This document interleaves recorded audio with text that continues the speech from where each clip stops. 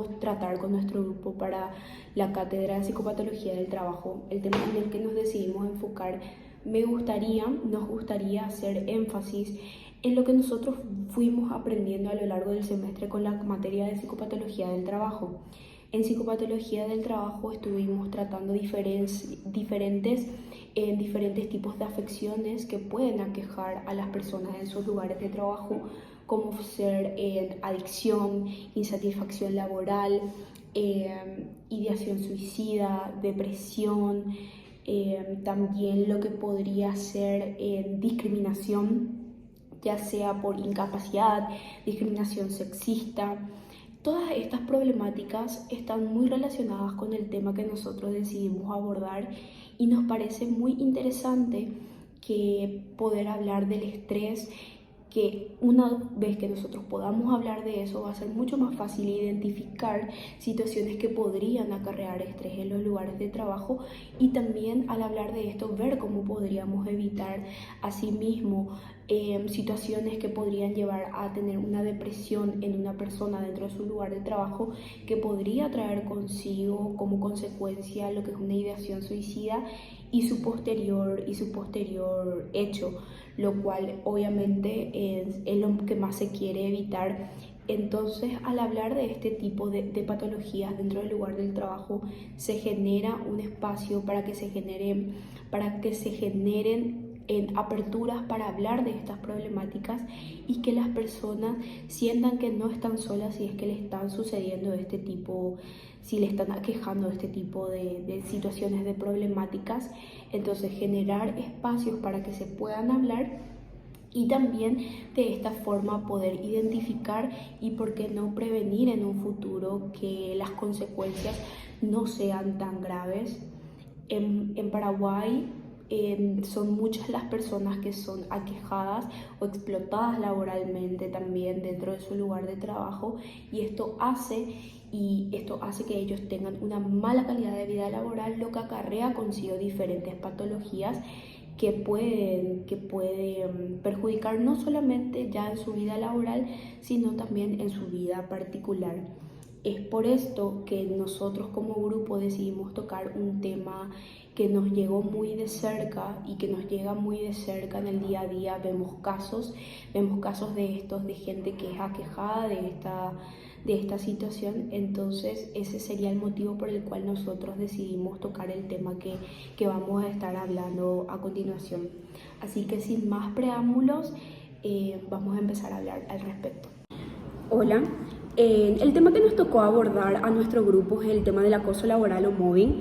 Las integrantes del grupo somos yo, quien les habla, Sandra González, Mariana Inver, Camila Mendieta, Fátima Sánchez, Constanza Modesto y Laura Roa.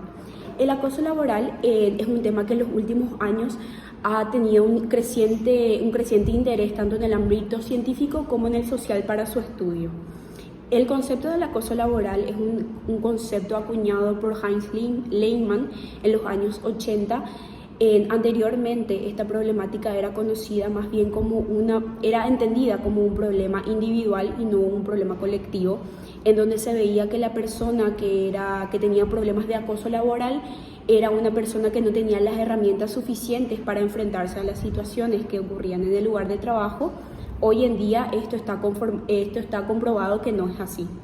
El acoso laboral se refiere a la acción de acosar, tratar hostilmente, humillar y molestar a una persona en el ambiente laboral. Esta forma de acoso en el trabajo se suele dar de forma sistemática y puede provocar problemas al afectado, teniendo consecuencias o problemas psicológicos para el que lo padece. La acción de acoso puede ser efectuada por una o varias personas dentro de la organización y también entre sus finalidades puede ser la de hostigar a una persona para producir el desánimo, también despreciar y hasta hacer que una persona tenga miedo de ir al lugar de trabajo.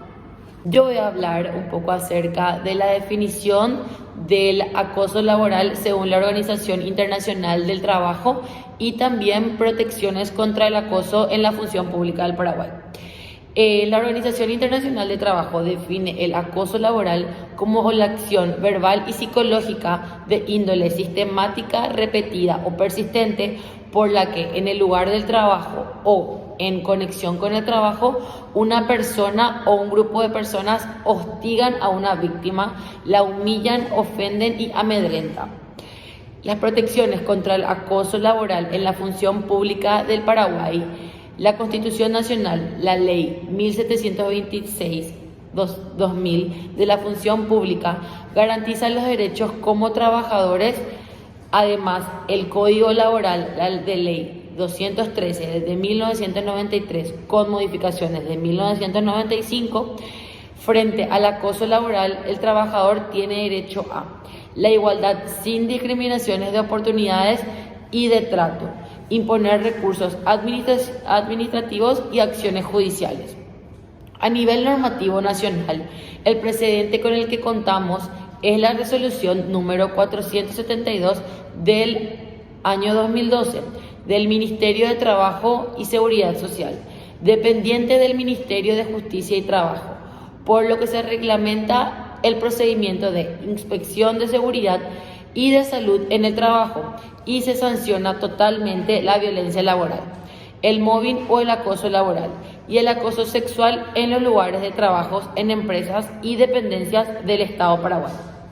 La misma regula que se entiende por violencia laboral, cómo se debe proceder ante la misma, cuáles podrían ser las sanciones a estas conductas y qué se recomienda ante tal situación. Continuando con lo que dijo la compañera, yo voy a estar hablando de los tipos de acoso laboral que existen, que en estos casos son dos. Tenemos el primero que nada, el mobbing horizontal, que es cuando el acosador y la víctima se encuentran en el mismo rango jerárquico. Esto se suele dar entre compañeros y las consecuencias psicológicas para la víctima pueden ser devastadoras. Luego tenemos el mobbing vertical, que es cuando el acosador se encuentra en un nivel jerárquico superior o inferior a la víctima, y esto se subdivide en dos. Tenemos el mobbing ascendente, que es cuando el empleado, el acosador está en un nivel jerárquico superior a la víctima, y luego tenemos el descendente o ghosting, que ocurre cuando un empleado a nivel jerárquico inferior es el que recibe el acoso psicológico por parte de uno o varios empleados. Luego tenemos el mobbing estratégico, que es cuando el acosador quiere, en este caso la empresa, quiere deshacerse de la víctima y por eso recurre al acoso. Tenemos el mobbing de dirección o gestión, y es llevado a cabo por la dirección de la organización, generalmente por varios motivos: para prescindir del colaborador, para deshacerse de él porque no se ajusta a las expectativas del jefe, o por ser, en este caso, una persona muy sumisa. Luego tenemos el mobbing disciplinario, que es para que la persona acosada entienda que debe entrar al molde de lo que se espera de él en la empresa y que es a lo que se va a recurrir si es que él no se ajusta a eso o no cumple con ello. Bueno, ahora, ¿cuáles son los casos más comunes de acoso? Si bien son difíciles de determinar porque varían según la situación y la víctima, se pueden resumir en las siguientes 8 premisas. La primera: discriminación laboral del trabajador, que no le permiten ascender, no le informan sobre los proyectos a la víctima ni de la formación que ofrece la empresa, no le dan acceso a otras facilidades que los otros trabajadores de la misma condición sí tienen.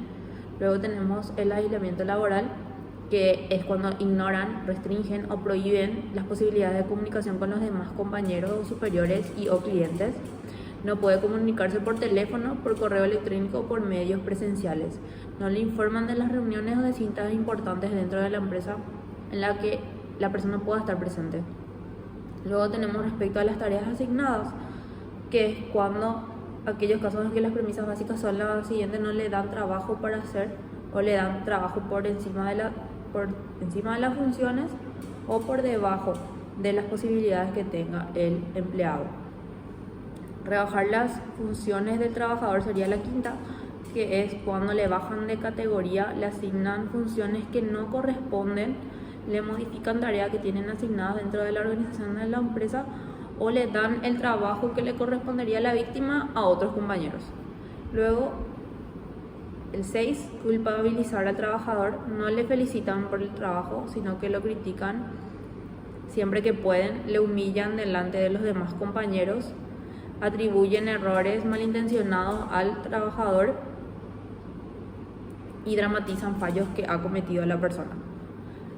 En el 7 tenemos falta de respeto en el trabajo e insulto.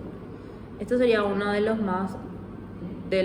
tipos de acoso un poco más graves, que es la falta de respeto en el trabajo e insultos que le agreden verbalmente o físicamente, le gritan, le insultan, le ridiculizan, siempre le llaman la atención de forma injustificada, le amenazan con cualquier represalia o sanción.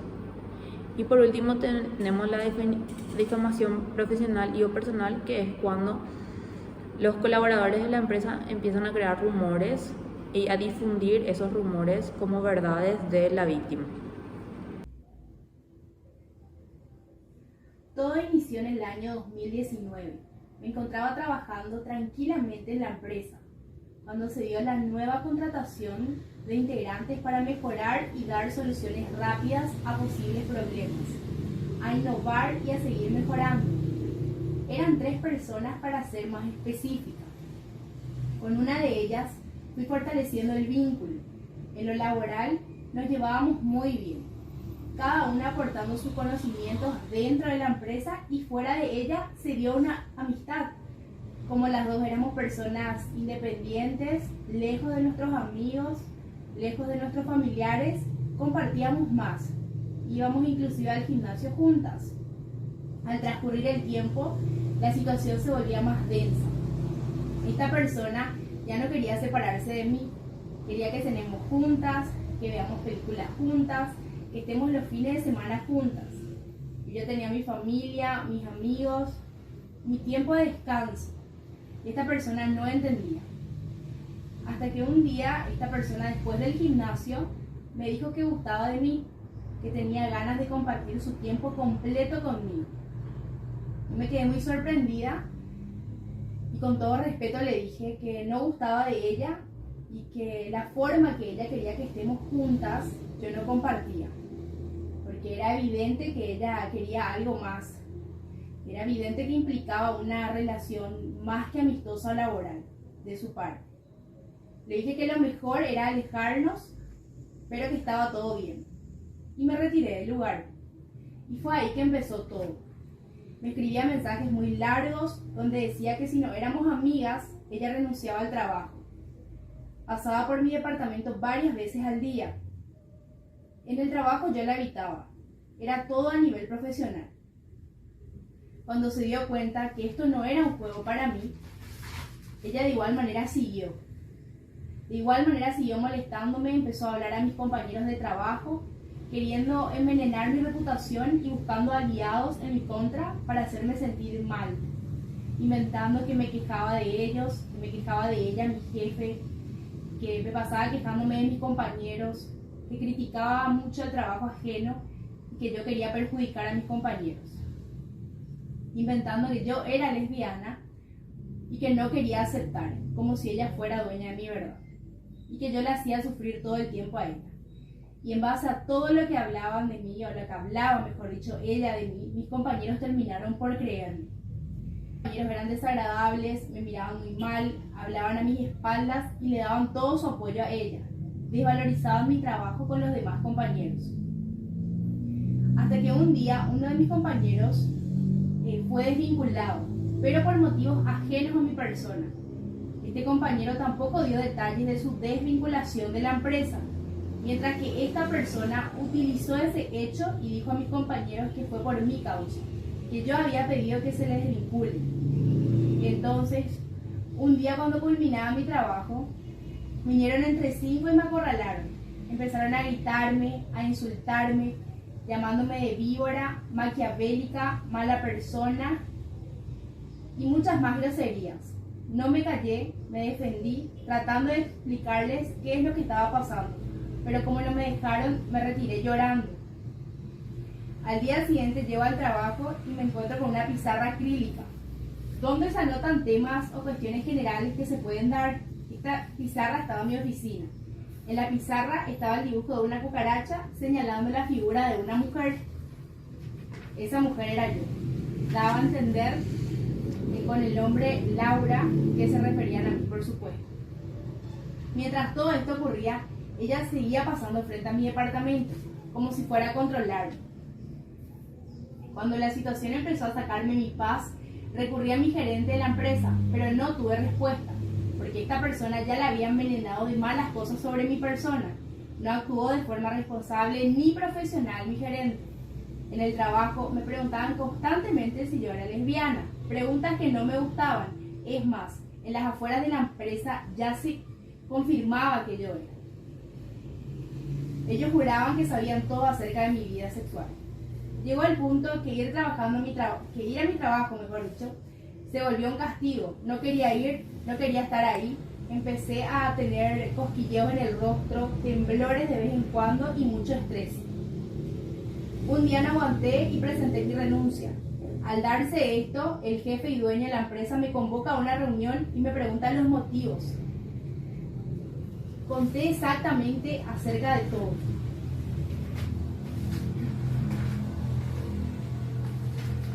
Que no me gustaba lo que ocurría, que ya no podía, que sentía cosquilleos en el rostro y que ya no me estaba sintiendo a gusto dentro de la empresa.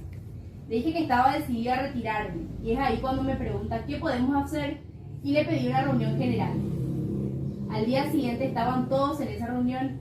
En grupo me atacaron y dijeron que era de lo peor, que era la problemática. Pregunta qué podemos hacer y le pedí una reunión general. Al día siguiente estaban todos en esa reunión.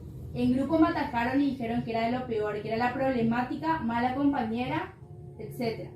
Pero como mi trabajo era excelente, el jefe notó que algo más pasaba y es ahí que cuento que estaba siendo acosada, mostrando los mensajes de esa persona en el momento en que yo le rechazaba. Y que por haberla rechazado, ella armó un motín en mi contra con todos los compañeros. Ese día expuse a mi acosador frente a todos, contando intimidad ajena, pero estando al borde del colapso. En esa reunión nos separaron por áreas, pero fue peor. Al contar que ella era lesbiana, se enfureció y siguió, haciéndome la vida imposible. Hasta que llega un día, y por los nervios y el bullying sufrido, me da parálisis facial en el rostro el lado izquierdo. Renuncié porque la paz y la salud no son negociables.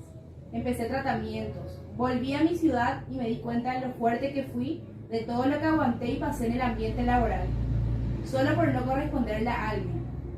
Me di cuenta que el cuerpo me pedía a gritos paz, tranquilidad, que el mal no descansa y personas tóxicas solo quieren verte mal, y que en las empresas falta asesoramiento, seriedad, respeto hacia la integridad de cualquier persona. El acoso es un hecho para tomarlo con seriedad. Gracias al apoyo de mi familia pude salir adelante.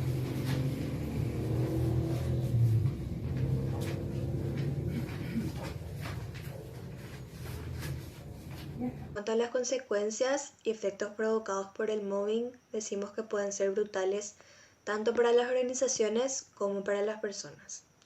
En las organizaciones, la violencia laboral puede ser causante de mayores niveles de absentismo, reducción de la productividad, aumento de costos judiciales, rotación del personal y de incrementos en las primas de seguro debido a posibles peleas o discusiones en el centro, así como rotura de materiales de la organización a causa de estas o para culpar a la víctima de ello dentro del juego del acoso.